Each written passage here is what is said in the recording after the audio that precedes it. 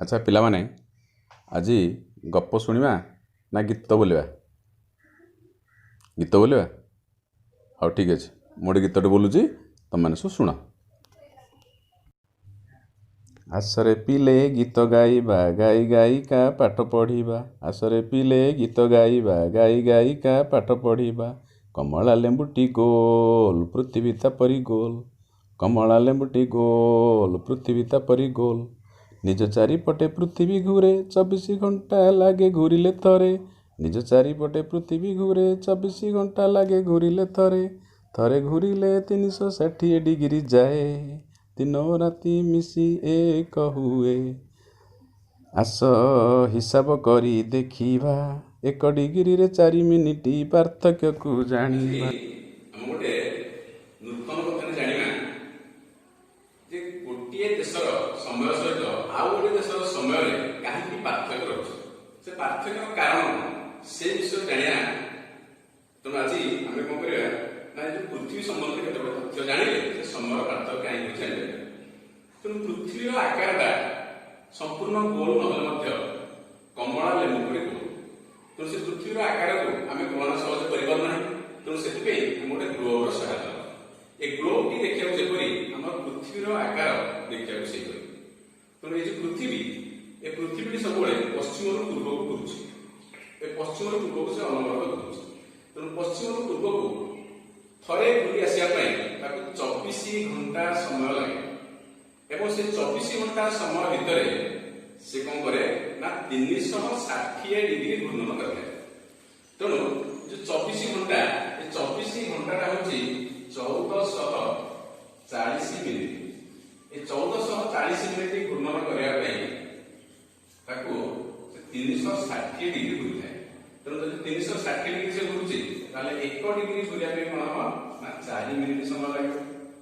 ତେଣୁ ଏଇ 1440 କୁ ଆମେ 360 ଡିଗ୍ରୀରେ ହରିଲେ 1 ଡିଗ୍ରୀ ଆସିଲା 4 ମିନିଟ୍। ତେଣୁ ଏ ପୃଥିବୀ 1 ଡିଗ୍ରୀ ଘୂର୍ଣ୍ଣନ କରିବା ପାଇଁ 4 ମିନିଟ୍ ସମୟ ଲାଗିଥାଏ। ଏ ପୃଥିବୀର ଏଇଟା ହଉଛି ଉତ୍ତର ମେରୁ, ଏଇଟା ହଉଛି ଦକ୍ଷିଣ ମେରୁ। ତେଣୁ এই ଉତ୍ତର ମେରୁ ଦକ୍ଷିଣ ମେରୁ ପର୍ଯ୍ୟନ୍ତ କେତେ ଗୁଡ଼ିଏ କାଳ୍ପନିକ ରେଖା ଟଣାଯାଇଛି। ତାହେଲେ କେତୋଟି କାଳ୍ପନିକ ରେଖା ଟଣାଯାଇଛି ନା 360ଟି କାଳ୍ପନିକ ରେଖା ଟଣାଯାଇଛି। ତେଣୁ 360 ଡିଗ୍ରୀ ଟଣାଯାଇଛି ନା ୟାର ଇଂଲଣ୍ଡ ସହର ଦେଇ ଗୋଟେ ମୂଳ ମଧ୍ୟବିନ୍ଦୁ ରେଖା ବା ମୂଳ ଦ୍ରାଘିମା ରେଖା ଟଣାଯାଇଛି। ସେ ମୂଳ ଦ୍ରାଘିମା ରେଖାଠାରୁ ପୂର୍ବକୁ 180ଟି ଏବଂ ପଶ୍ଚିମକୁ 180ଟି ଅଛି।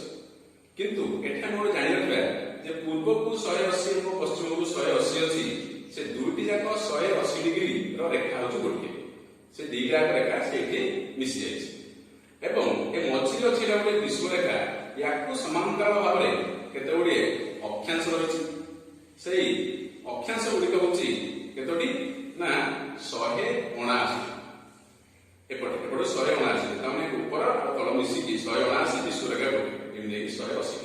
ତେଣୁ ପଶ୍ଚିମରୁ ପୂର୍ବକୁ ଯେଉଁ ଅକ୍ଷାଂଶଟା ଟଣାଯାଇଛି ସେ ହେଉଛି 180 ଏବଂ ଏପଟ ଯୋଉ ଟଣାଯାଇଛି ଇଏ ହେଉଛି ଯୋଉ ଟଣାଯାଇଛି ଉତ୍ତରରୁ ଦକ୍ଷିଣ ସେ ହେଉଛି 360। ତେଣୁ ଏ 0 ଡିଗ୍ରୀ ଯୋଉ ଅକ୍ଷାଂଶ ଅଛି, ଏ 0 ଡିଗ୍ରୀ ଅକ୍ଷାଂଶଟା ହେଉଛି କଣ ନା ବିଷୁବ ରେଖା ବା ବିଷୁବ ବୃତ୍ତ। ୟାର ଉପରଟା ହେଉଛି ଉତ୍ତର ଗୋଲାର୍ଦ୍ଧ, ଦକ୍ଷିଣଟା ହେଉଛି ଦକ୍ଷିଣ ଗୋଲାର୍ଦ୍ଧ। ତେଣୁ ଆମେ ଯୋଉ ଜିନିଷଟି ଆମେ ପଢିବା ଏ ସମୟର ପାର୍ଥକ୍ୟ କାହିଁକି ହେଉଛି। ତେଣୁ ଯଦି ଗୋଟେ ମୂଳ ମଧ୍ୟବିନ୍ଦୁ ରେଖା ଅଛି, ଏଇଟା ହେଉଛି 0 ଡିଗ୍ରୀ ଲାଗେ। ଏଇଟା ହେଉଛି ଗ୍ରୀନିଚ୍ ସହର ଦେଇ ଯାଇଛି, ଇଂଲଣ୍ଡର ଗ୍ରୀନିଚ୍ ସହର ଦେଇ ଯାଇଛି। ତେଣୁ ୟାକୁ ଯଦି ହିସାବ କରାଯିବ ତାହେଲେ ଏ 0 ହେଲା, ଯଦି ଏଇଟା ଆମେ ଏଇଟା ଗୋଟେ କାରଣ ଯାଇଛି, ଏଇଟା ହେଲା 10 ଡିଗ୍ରୀ, ଏଇଟା ହେଲା 20 ଡିଗ୍ରୀ, ଏଇଟା ହେଲା 30 ଡିଗ୍ରୀ। ଏହିପରି ଭାବରେ ଆମର ଭାରତଟା ଅଛି 82 ଡିଗ୍ରୀ 30 ମିନିଟ୍ ପୂର୍ବ। ତେଣୁ ୟାର ଡାହାଣକୁ ହେଲା ପୂର୍ବ, ଏ ବାମକୁ ହେଲା ପଶ୍ଚିମ। ଏ 0 ଡିଗ୍ରୀ ଠାରୁ ଆମେ ଡାହାଣକୁ ଯେତିକି ଡିଗ୍ରୀ ପୂର୍ବକୁ ଯିବା 1 ଡିଗ୍ରୀ ର ଘୂର୍ଣ୍ଣନରେ 4 ମିନିଟ୍ର ସମୟର ପାର୍ଥକ୍ୟ ଆସିବ। ତେଣୁ ଯେହେତୁ ଗ୍ରୀନିଚ୍ ସହର ଦେଇକି 0 ଡିଗ୍ରୀ ପ୍ରଧାନ ମଧ୍ୟବିନ୍ଦୁ ରେଖା ନିଆଯାଇଛି, ତେଣୁ ୟାକୁ ଯଦି ହିସାବ କରିବା ତାହେଲେ ଏଠି ହେଉଛି 82 ଡିଗ୍ରୀ 30 ମିନିଟ୍। ତା ମାନେ ଇଂଲଣ୍ଡର ସମୟ ଅପେକ୍ଷା ଏ ଭାରତର ସମୟ 22 ଡିଗ୍ରୀ 30 ମିନିଟ୍ର ସମୟର ପାର୍ଥକ୍ୟ ରହିବ। ତା ମାନେ ଯଦି 1 ଡିଗ୍ରୀରେ 1 डिग्री रे जदि हला 4 मिनिट ताले 82 डिग्री 30 मिनिट रे समय पार्थक्य हबो समय पार्थक्य हबो 5 घंटा 30 मिनिट 5 घंटा 30 मिनिट। तेणु जदि एठी जदि इंग्लैंड रे जेतेबेले सकाळ 5टा इंग्लैंड रे जेतेबेले सकाळ 5टा हेइलो ताले भारत रे सेही समय एठी हो केते ना 10टा 30 मिनिट काहे ना ता अपेक्षा ये 5 घंटा 30 मिनिट आगुआ। किंतु आउ गोटे देखिया ए 0 डिग्री रो जदि बामको गोटे देश रहिछि ए बामको जो देश रहिछि ये मन करे एई पटे 10 डिग्री काहे ये पृथ्वीटा को आमेडा जदि पळा पळा देखुछे हमर प्लेन देखुछे जदि एई भलिया रे एपटे डाहाणକୁ ବା ପୂର୍ବକୁ 10 डिग्री 20 डिग्री 30 डिग्री 40 डिग्री 180 हेजिबो बाम पटे ମଧ୍ୟ 10 डिग्री 20 डिग्री 30 डिग्री 180 हेजिबो ଏବଂ जेतु गोल से दी एपटु 180 এবং सेपटु 180 दिटा गला से गोटे रेखा हि मिलित होइबो।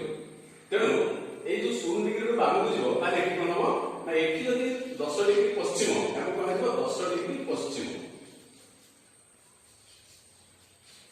ताले एठी जदि हेछि ए जो 10 डिग्री पश्चिम होला ताले एठी कोन हबो ना एठी जदि 5 एठी अछि सकाळ एठी जदि सकाळ 5 घंटा अछि ताले एठी के देबो ना 10 डिग्री माने 40 मिनिट पछुआ 40 मिनिट पछुआ माने एठी के देबो ना 4 घंटा 20 मिनिट